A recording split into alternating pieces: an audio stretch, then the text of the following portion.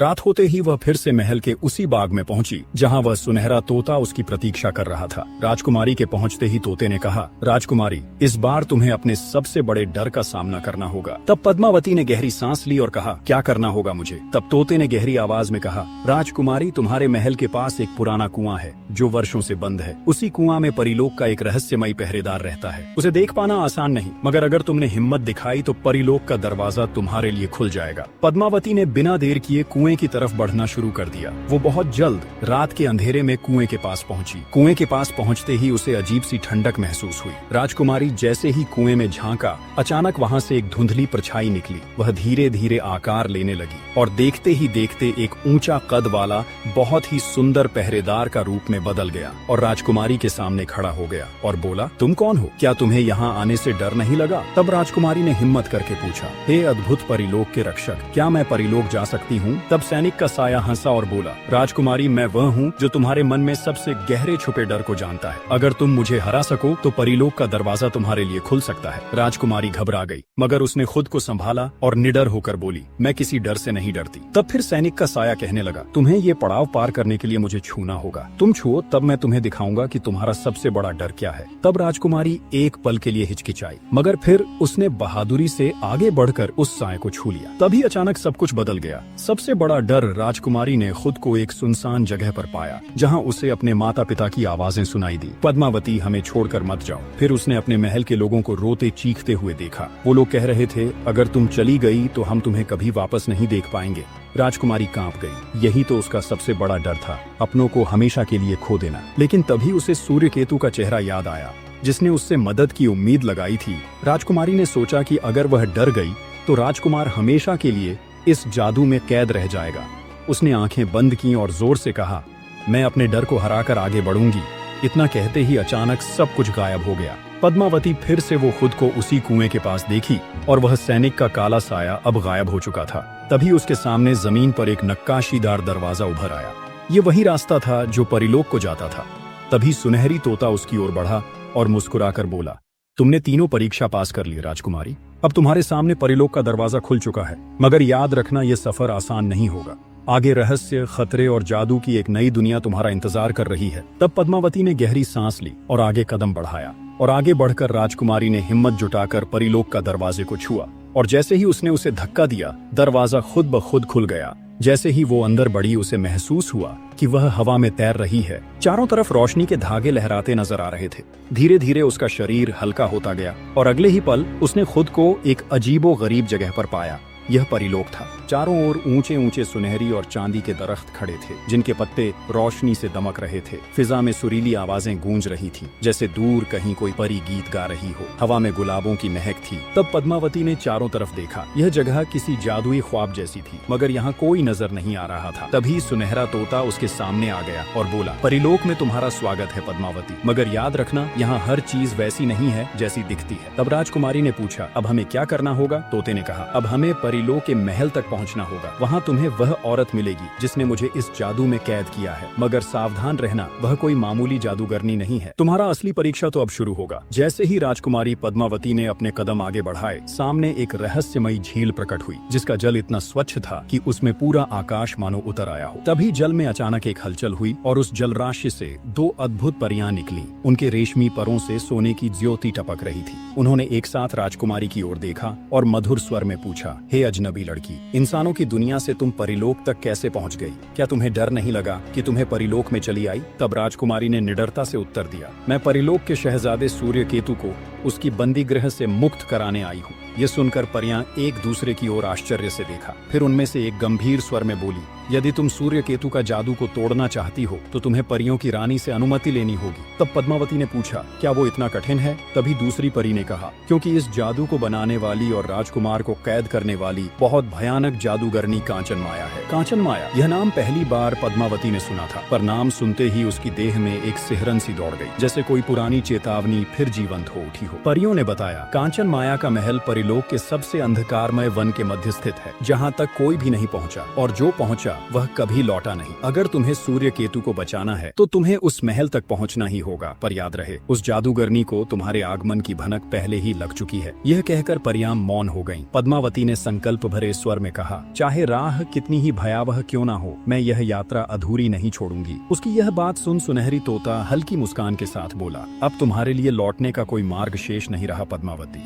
इतना सुन पद्मावती ने परियों को प्रणाम किया और सुनहरी तोते के साथ परिलोक के उस काले वन की ओर बढ़ चली, जो राक्षसी रहस्यों से भरा था। कहा जाता था जो भी उस वन में प्रवेश करता फिर कभी जीवित बाहर नहीं आता। जैसे ही वे उस वन के समीप पहुँचे, वातावरण भारी हो गया। चारों ओर ऊंचे ऊंचे काले वृक्ष खड़े थे और उनकी टहनियाएं आपस में उलझी हुई थी, मानो आसमान से सूरज की एक किरण को भी भीतर आने से रोक रही हो। पेड़ों के भीतर से कभी कराह कभी गूंज जैसे विचित्र आवाजें आ रही थी। तब तोता बोला, यही है वह मार्ग, यदि हम इसे पार कर सके तो कांचन माया का महल दूर नहीं होगा, पर ध्यान रहे हर कदम पर खतरा है। जैसे ही पद्मावती ने निडर होकर जंगल के भीतर गई, सब कुछ परिवर्तित हो गया। चारों ओर घना कोहरा छा गया और पेड़ों की टहनियां अजीब सी हरकतें करने लगी। पद्मावती को लगने लगा कि वह एक ही मार्ग पर बार बार घूम रही है। चाहे वह किसी दिशा में जाती, कुछ ही देर में वहीं लौट आती जहाँ से चली थी। तोता चीख कर बोला, ये कोई सामान्य वन नहीं, ये माया जाल है।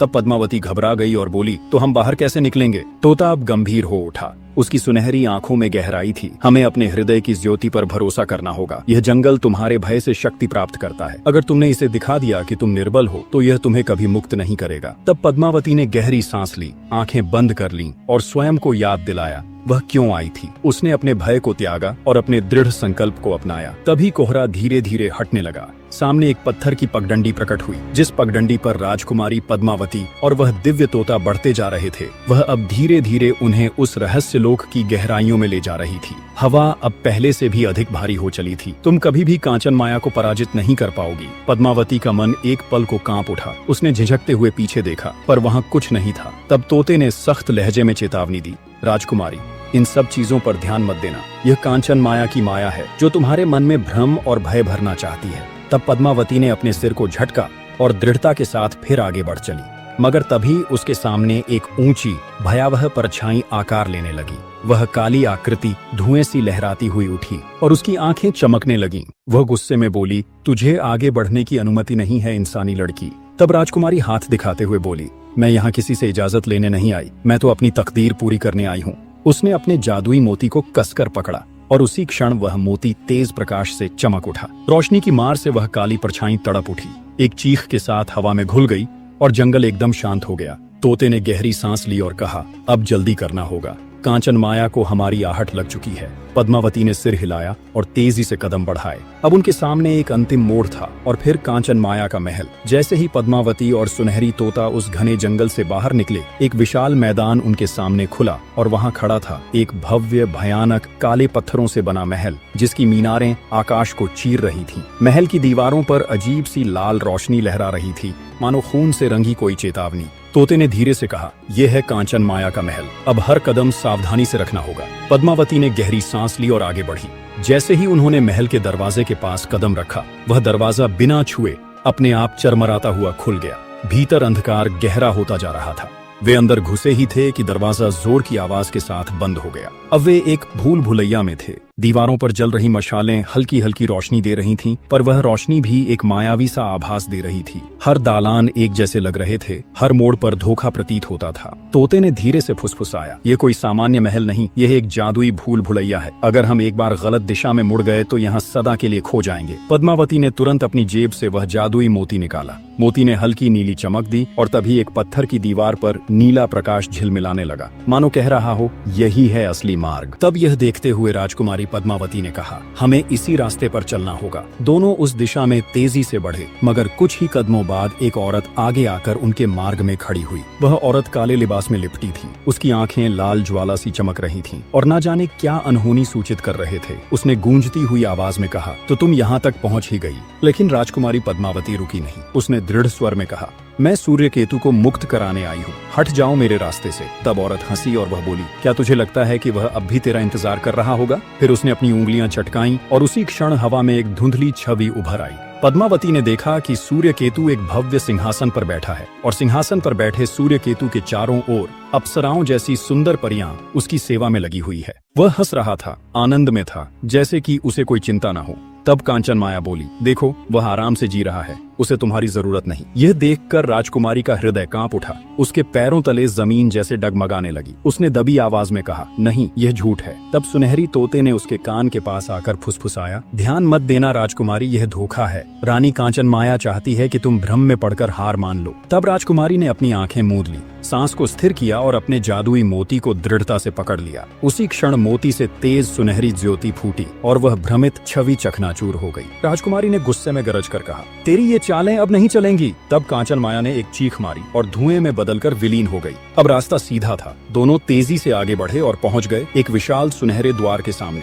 तोते ने धीमे स्वर में कहा, यही है वह द्वार जहां सूर्य केतु कैद है। पद्मावती ने दरवाजा खोलने की कोशिश की, मगर वह टस से मस नहीं हुआ। तब वह बोली, अब क्या करें? तभी पूरे महल में एक गूंजती हुई डरावनी हंसी फैल गई। क्या तुम्हें लगा मैं तुम्हें इतनी आसानी से जीतने दूंगी? रानी कांचन माया स्वयं प्रकट हो चुकी थी। महल की दीवारें उसकी हंसी से कांप उठी। राजकुमारी ने चारों ओर देखा, पर रानी कांचन माया दिखाई नहीं दी। तभी काले धुएं का एक गुब्बार उठा और उसमें से निकली कांचन माया और मुस्कुराते हुए बोली, राजकुमारी, तुम बहुत बहादुर लड़की हो, मगर क्या तुम सचमुच सोचती हो कि मुझसे जीत पाओगी? तब पद्मावती ने अपने भीतर के डर को दबाकर कहा, मैं सूर्य केतु को मुक्त कराने आई हूँ और मुझे कोई नहीं रोक सकता। रानी कांचन माया हंसी, अगर तू उसे बचाना चाहती है तो पहले मुझे हराना होगा। रानी कांचन माया ने हवा में अपनी उंगलियां घुमाई और पूरा महल अंधकार में डूब गया। पद्मावती को लगा जैसे कोई अदृश्य शक्ति उस पर दबाव बना रही है, मानो जैसे उसकी आत्मा को तोड़ा जा रहा हो। कांचन माया ने जोर से चीखते हुए कहा, अब तैयार हो जा। इंसानी लड़की अपने सबसे बड़े भय से लड़ने के लिए अचानक पद्मावती के सामने उसके माता पिता की छायाएं उभर आईं। वे कराह रहे थे, पीड़ा में पुकार रहे थे, पद्मावती हमें बचाओ, हमें बचाओ। राजकुमारी का दिल कांप उठा, उसकी सांसें तेज हो गईं। यह दृश्य उसे तोड़ सकता था, मगर तभी तोते ने फुसफुसाया, ये सिर्फ माया जाल है, विश्वास मत करना। पद्मावती ने जादुई मोती को कसकर पकड़ा और दृढ़ स्वर में बोली, तू मुझे इस तरह नहीं रोक सकती। उसने जैसे ही अपनी आस्था को बल दिया, वह दृश्य एक क्षण में टूट गया। रानी कांचन माया के चेहरे पर अब गुस्से की लहर दौड़ पड़ी। वह चिल्लाई, अब तो असली युद्ध होगा। रानी कांचन माया ने अपनी हथेली से एक जलता हुआ अग्निगोला फेंका। तभी पद्मावती ने समय रहते नीचे झुककर स्वयं को बचा लिया, पर उस अग्नि की लपटों ने उसकी देह को झुलसाने की चेष्टा की। तभी सुनहरी तोता अपनी आंखों से तेज दिव्य प्रकाश निकालता है। वह प्रकाश अग्नि गोले से टकराता है और उसे आकाश में ही बुझा देता है। रानी कांचन माया क्रोध से चिल्लाई, सूर्य केतु, तुम्हारा अंत आ पहुंचा है। उसने अपने हाथ आकाश की ओर उठाए और तभी सुनहरे द्वार के पार से एक रहस्यमयी ऊर्जा लहराती हुई बाहर निकलने लगी। तब पद्मावती ने गरजते हुए कहा, नहीं। राजकुमार की जान बचाने के लिए उसने अपने हाथ का जादुई मोती रानी की ओर उछाल दिया। जैसे ही वह दिव्य मोती रानी कांचन माया के शरीर से टकराया, एक प्रचंड प्रकाश पूरे महल में फैल गया। कांचन माया पीड़ा से चीख उठी, नहीं, यह असंभव है। उसका शरीर धीरे धीरे धुएं में बदलने लगा। उसने चिल्लाते हुए कहा, तूने मुझे हराया नहीं है पद्मावती, मैं फिर लौटूंगी। और फिर एक भीषण विस्फोट के साथ रानी कांचन माया विलीन हो गई। तब सुनहरा द्वार अब धीरे धीरे खुलने लगा। उस कक्ष में एक सुंदर युवक, जिसका शरीर आधा पत्थर और आधा इंसान का था, वो लोहे की जंजीरों में बंधा था। पद्मावती दौड़ पड़ी, वह जोर से पुकारा, सूर्य केतु। तब राजकुमार ने धीरे धीरे आंखें खोली। उसकी आंखों में प्रेम और पीड़ा दोनों झलक रहे थे। उसने मध्यम स्वर में कहा, तुम आ ही गई पद्मावती। तब राजकुमारी मुस्कुराई और बोली, हाँ, मैं आ गई, तुम्हें आजाद कराने के लिए। तब उसने राजकुमार की जंजीरें खोलना शुरू की। जैसे ही अंतिम जंजीर टूटी, वहाँ तेज रोशनी फैली और वह सुनहरा तोता जमीन पर गिरा। अगले ही क्षण उसकी जगह एक दिव्य और तेजस्वी राजकुमार सूर्य केतु खड़ा था। तब पद्मावती विस्मय से बोली, तो तुम ही वह तोता थे? तब सूर्य केतु हल्की मुस्कान के साथ बोला, हाँ, वह अभागा राजकुमार मैं ही हूँ, जिसे रानी कांचन माया ने अपने जादू से तोते में बदल दिया था। तुमने मुझे हजारों सालों की दुखों से मुक्त करवाया राजकुमारी। मैं तुम्हारा सदा के लिए ऋणी हो गया हूँ। तभी हड़बड़ाते हुए पद्मावती ने कहा, राजकुमार, अब हमें शीघ्र ही यहाँ से निकलना होगा। सूर्य केतु ने अपनी मुट्ठी बांधी और उसकी हथेली में एक सुनहरी तलवार प्रकट हुई और कहा, यह मेरी माता परिलोक की महारानी की दी हुई है। अब समय है इससे राह खोलने का। तब राजकुमार उस तलवार से एक तेज वार किया और महल की दीवारें थरथराने लगी। सूर्य केतु बोला, राजकुमारी, रानी कांचन माया मरी नहीं है, परंतु अब उसका जादू कमजोर पड़ गया है। यदि अभी नहीं निकले तो यह महल हमें यही दफन कर देगा। दोनों बाहर की ओर भागे, पर तभी उनके पीछे से झुंड में प्रकट हुए राक्षसी जीव, कुछ आधे मानव, आधे पशु और कुछ घने धुएं से बने भयावह छाया पुत्र। सूर्य केतु ने चेतावनी दी कि ये हैं रानी की अंतिम रक्षक शक्तियां हैं जो हम पर हमला करने आ रही है। राजकुमारी ने तुरंत जेब से मोती निकाला और धरती पर घुमाया। मोती से निकली दिव्य श्वेत ज्योति, जिसने समस्त राक्षसों को अग्नि की ज्वाला में भस्म कर दिया। तब सूर्य केतु ने अपने तलवार से महल के द्वार पर एक प्रचंड वार किया और दरवाजा टूटता हुआ खुल गया। वे जैसे ही बाहर निकले, पूरी धरती कांप उठी। महल चटकने लगा और दीवारें टूटकर बिखर गईं और पलों में रानी कांचन माया का अंधकारमय महल धूल में विलीन हो गया। अचानक आकाश स्वर्ण रंगीन आभा से भर गया। चारों ओर से परियां प्रकट होने लगी और राजकुमार के ऊपर फूलों की वर्षा करने लगी। तभी एक बहुत ही सुंदर परी सबसे आगे आई और आनंद से पुकारा, सूर्य केतु, तुम अंततः मुक्त हो गए। तब सूर्य केतु घुटनों पर बैठ गया।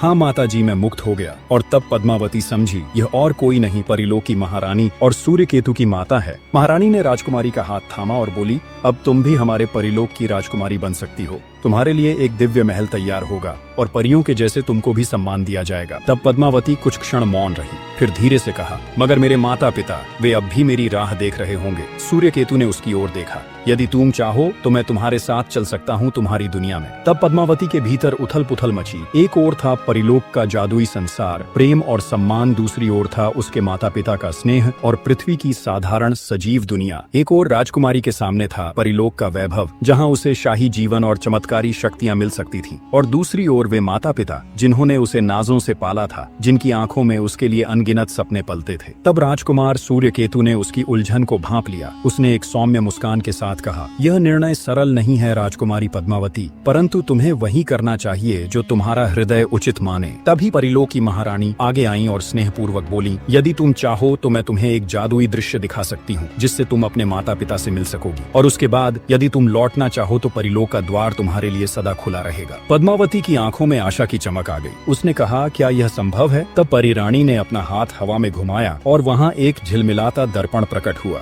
उसमें पद्मावती ने देखा उसके माता पिता अपने कक्ष में बैठे थे और उसकी याद में अश्रु बहा रहे थे। उसके हृदय में कसक उठा। वह धीरे से बोली, मैं पहले अपने माता पिता से मिलूंगी, फिर निर्णय लूंगी कि मुझे कहाँ रहना है। तब परिरानी ने महल के बाहर एक सुनहरा पुल बनाया जो पृथ्वी और परिलोक को जोड़ता था। पुल बनाने के बाद परिरानी ने कहा, इस पुल पर चलकर तुम अपनी पृथ्वी लोक में लौट सकती हो, परंतु एक बात याद रखना, यदि तुम्हारा लौटने का मन हो तो बस सूर्य केतु का नाम लेना और वह तुम्हें फिर बुला लेगा। सूर्य केतु ने उसकी ओर बहुत प्रेम भरे नजरों से देखा और कहा, यदि कभी तुम लौटी तो मुझे अपने दरवाजे पर तुम्हारा इंतजार करते पाओगी। तब पद्मावती ने मुस्कुराकर कहा, अगर ईश्वर ने चाहा तो हमारी पुनः भेंट होगी। फिर उसने साहस जुटाया और सुनहरे पुल पर पहला कदम रखा। जैसे ही पद्मावती ने अंतिम पग रखा, उसे ऐसा लगा मानो वह आकाश में तैर रही हो। एक तेज प्रकाश फैला और अगली ही क्षण वह अपने पृथ्वी के महल के बगीचे में खड़ी खुद को पाई। बाग में पहुंचकर जैसे ही वो बाग के दूसरे तरफ देखा तो वहाँ दुखी मन से उसकी माता पिता खड़े थे। वह दौड़ते हुए उनके पास पहुंची और उन्हें गले से लगा लिया। दोनों उसे देखकर स्तब्ध रह गए। राजकुमारी की माँ ने भर्राए स्वर में कहा, बेटी, हमें छोड़कर तुम कहाँ चली गई थी? तुम जानती हो ना, हमने तुम्हारे बिना कितने दुख भोगे हैं। तब फिर पद्मावती ने उन्हें कसकर गले लगाया और कहा, माँ, यह एक लंबी कहानी है। तब वो तीनों लोग महल में चले आए और बैठकर बातें करने लगे। तब राजकुमारी ने अपने माता पिता से उस राजकुमार की सारी कहानी शुरू से अंत तक कह सुनाया। यह सुनकर राजा और रानी पूरी तरह आश्चर्यचकित हो गए। अब उन्हें अपने बेटी पर गर्व हो रहा था कि उसकी बेटी इतने भयानक यात्रा से वापस लौटी थी। अब धीरे धीरे रात का समय हो गया तो राजकुमारी पद्मावती अपने कक्ष में आ गई। वहाँ सब कुछ वैसा ही था जैसे उसने छोड़कर गई थी। वह खिड़की पर जा बैठी जहाँ चांद की हल्की रोशनी उसके चेहरे पर पड़ रही थी। उसने अपनी उंगलियों में वही जादुई मोती घुमाया जो परिलोक की यात्रा की निशानी था। उसे अब एहसास हुआ कि वो सूर्य केतु से प्रेम करने लगी है। उसे वह बार बार याद आ रहा था क्योंकि अब वह उससे दूर हो गई थी। तभी उसने स्वयं से पूछा, क्या सूर्य केतु भी मुझे याद कर रहा होगा? वो बार बार चांद को देखती और उसे याद करती और सोचती, अब वो सूर्य केतु से कब मिलेगी। रात गहरी हो गई थी। तब राजकुमारी पद्मावती अपने बिस्तर पर सोने चली गई। जब वो गहरी नींद में गई तो उसने सपने में उसकी आत्मा जैसे अब भी दो दुनियाओं के बीच झूल रही थी। और तभी एक जानी पहचानी आवाज धीरे से गूंजने लगी, पद्मावती। वह स्वयं को फिर से परिलोक में देख रही थी और उसके सामने वही तेजस्वी चेहरा राजकुमार सूर्य केतु खड़ा था और कह रहा था, पद्मावती, तुम वापस क्यों नहीं आई? उसकी आवाज उदास और प्रेम से भरी थी। फिर सूर्य केतु ने धीमे स्वर में कहा, क्या तुमने हमें सच में भुला दिया है? यह बात सुनकर राजकुमारी की आंखों से अश्रु बह निकले। वह कांपती आवाज में बोली, मैं तुम्हें कभी नहीं भूल सकती सूर्यकेतु। और तभी अचानक सपना टूट गया। सुबह जब वह उठी, उसका हृदय अत्यंत भारी था। ऐसा लगा जैसे उसकी आत्मा अब इस दुनिया में न हो। माता पिता होने के बावजूद भी उसका मन कहीं नहीं लग रहा था। अब हर चीजें अधूरा अधूरा सा लग रहा था। उसके मन का एक भाग जैसे अब भी परिलोक में अटका हुआ था। उसने स्वयं से पूछा, क्या मुझे लौट जाना चाहिए? यह सब सोचते हुए वह बगीचे में टहलने लगी। हर वृक्ष, हर फूल का खुशबू उसके मन को भटका रहा था। तभी उसकी माँ उसके पास आई और बोली, बेटी तू बहुत खोई खोई सी लग रही है, क्या बात है? तब पद्मावती ने मुस्कुराने की कोशिश की, पर आंखों की बेचैनी छिपी न रह सकी। तब राजकुमारी ने अपनी माँ से प्यार से कहा, माँ, यदि मैं कहूँ कि मेरी तकदीर किसी और लोक से जुड़ी है तो क्या आप मुझे रोकेंगी? यह बातें सुनकर रानी माँ स्तब्ध रह गई और बोली, क्या तू फिर कहीं जाने की बात कर रही है? पद्मावती ने धीरे से सिर हिलाया। हाँ माँ, परिलोक मुझे पुकार रहा है। तब रानी माँ की आंखें भीग आईं, पर उन्होंने उसकी हथेली थाम ली और कहा, और अगर तुम्हारा भाग्य वही है तो हम तुझे रोकेंगे नहीं। ईश्वर तुझे खुश रखे मेरी बच्ची। पिता भी आगे आए और बोले, अगर तुझे वहाँ सच्ची खुशी मिलती है तो जा बेटी, हमारी दुआ तुम्हारे साथ है। तब राजकुमारी खुश हुई और अपने माता पिता को गले से लगा लिया और फिर दृढ़ता से सूर्यकेतु का नाम लिया। अचानक चारों ओर सुनहरी रोशनी फैल गई। वही जादुई पुल प्रकट हुआ और तब राजकुमारी अपने माता पिता को अलविदा कहा और उसी पुल पर जाने लगी। जाते हुए वो अंतिम बार अपने घर की ओर देखा और पुल पर आगे बढ़ चली। पुल के उस पार सूर्यकेतु खड़ा उसका इंतजार कर रहा था। उसकी आंखों में अपार प्रसन्नता और खुशी थी। अब दोनों लोग एक दूसरे को देखे जा रहे थे। तभी सूर्यकेतु ने बहुत प्रेम से कहा, राजकुमारी तुम लौट आई। तुम्हारे इंतजार में जैसे लग रहा था कि सदियां बीत गई हो। तब पद्मावती मुस्कुराई, हाँ, मैं अब हमेशा के लिए तुम्हारे पास आ चुकी हूँ। ये सुनते ही राजकुमार सूर्यकेतु ने उसका हाथ थाम लिया और गले से लगा लिया और कहा, अब तुम सदा के लिए परिलोक की महारानी बनोगी। जैसे ही ये सारी बातें परियों को पता चला, परिलोक उल्लास से भर उठा। परियां झूम उठी। महल सुंदर पुष्प और प्रकाश से सजा दिया गया। कुछ दिन बाद राजकुमारी पद्मावती और राजकुमार सूर्यकेतु का विवाह शाही अंदाज में धूमधाम से संपन्न हुआ। चारों ओर उत्सव की धूम मची हुई थी। अब पद्मावती परिलोक की रानी बन चुकी थी और उसने अपनी नई जिंदगी की शुरुआत नए अंदाज में किया। अब रानी पद्मावती और राजकुमार दोनों लोग मिलकर अपने राज्यों के लोगों का सेवा करते हुए अपना जीवन यापन करने लगे। अब दोनों लोग एक दूसरे से संतुष्ट और खुश थे। तो क्या पद्मावती की कहानी यहीं समाप्त हो गई या फिर यह किसी नए अध्याय की शुरुआत है? प्यारे मित्रों, अगर यह कहानी आपके दिल को छू गई हो तो कृपया वीडियो को लाइक करें ताकि हमें आपकी मोहब्बत और समर्थन से आगे और भी प्रेरणादायक कहानियां लाने की हिम्मत मिले। अपने इस प्यारे चैनल दिव्य चैप्टर को सब्सक्राइब करना न भूलें और इस भाव भरी कहानी को अपने दोस्तों और परिवार के साथ जरूर साझा करें। रहस्य, प्रेम और आस्था की इस यात्रा में फिर मिलेंगे एक नई कहानी के साथ।